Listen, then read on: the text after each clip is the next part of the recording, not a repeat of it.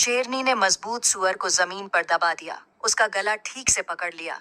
उसके नुकीले दांत उसके मांस में गहरे धंस गए, जिससे उसके शिकार को सांस लेने का मौका ही नहीं मिला। सुअर छटपटाने लगा, अपने शरीर को बुरी तरह मोड़ रहा था, छोटी छोटी दर्दनाक चीखें निकाल रहा था, अपनी जानलेवा मुश्किल से बचने की कोशिश कर रहा था। वह बार बार लड़खड़ा रहा था, खड़े होकर भागने की कोशिश कर रहा था, लेकिन शेरनी की ताकत ने उसे मजबूती से अपनी जगह पर रोक रखा था। हर रुकावट बेकार थी। ऑक्सीजन की कमी और बहुत ज्यादा दर्द ने लगातार उसकी ताकत खत्म कर दी। उसकी कोशिशें धीरे धीरे कमजोर होती गईं। उसका कभी फुर्तीला शरीर धीरे धीरे अकड़ने लगा। थोड़ी देर की रुकावट के बाद एक और शेरनी आ गई। बिना किसी हिचकिचाहट के वह चुपचाप लेटा रहा, अपने शरीर और अगले पंजों का इस्तेमाल करके सुअर को मजबूती से दबा रहा था और अपने साथी के साथ डबल कंट्रोल बना रहा था। दोनों शेरनियों के काम का साफ बंटवारा था। हर एक ने एक जानवर को पकड़ा हुआ था, जिससे सुअर के बचने का आखिरी मौका भी पूरी तरह खत्म हो गया था। दम घुटने